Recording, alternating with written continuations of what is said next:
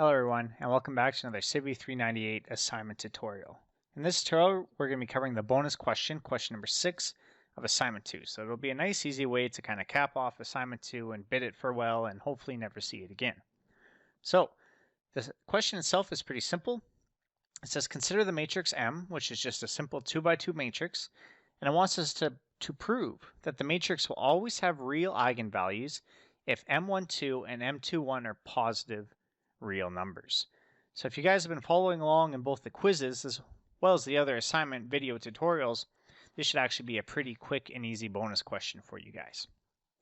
So let's kind of figure out what are the main steps in solving this. Well, remember that eigenvalues, to figure them out, we need to take the determinant of m minus lambda I.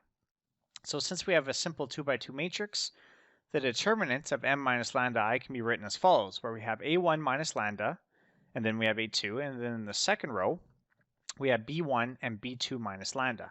And of course, the determinant of this is equal to 0. So what we can do is we can expand this out further and say, okay, well, we know that the determinant is going to be a1 minus lambda multiplied by b2 minus lambda. And then that will be subtract, and then we take that and we're going to subtract a2 b1, and this is all equal to 0. So if we look at this right here, we say, okay, well, once we factor everything in, we're going to have a nice quadratic equation. And since it's equal to 0, we're going to have two roots. And those two roots are going to be the lambda values or the eigenvalues that we're looking for. However, in its current state, it's a bit shitty to solve. So what we're going to do is we're going to simplify it into our standard quadratic equation. Because once we have it in this form, we can solve with the quadratic formula. So for those of you guys that remember, the quadratic formula basically states that in our standard quadratic form, we have three parameters. We have a, b, and c, which are the coefficients of lambda squared, lambda, and kind of the constant, respectively, and it's equal to 0. And if this is the case, then we can use the following formula, where lambda is equal to negative b plus or minus the square root of b squared minus 4ac, all divided by 2a. And we know lambda from above. It's very easy to, we know a, b, and c from the formula above.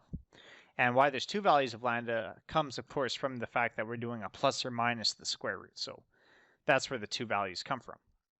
Now, when we're dealing with imaginary eigenvalues, we have to have a negative number inside of our square root sign. So this is where the formula is going to become very important. That's why I highlighted it here, because in order to have imaginary eigenvalues, b squared minus 4ac, that must be a negative value.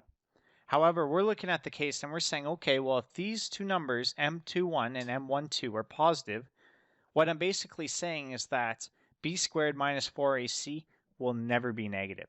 So this is where the proof comes in. You guys are going to look at that parameter, the b squared minus 4ac, and you're going to kind of expand it out, and then you should come to the conclusion that yes, if m12 and m21 are positive numbers, this will never be negative. And if that is never negative, then lambda will never have imaginary eigenvalues.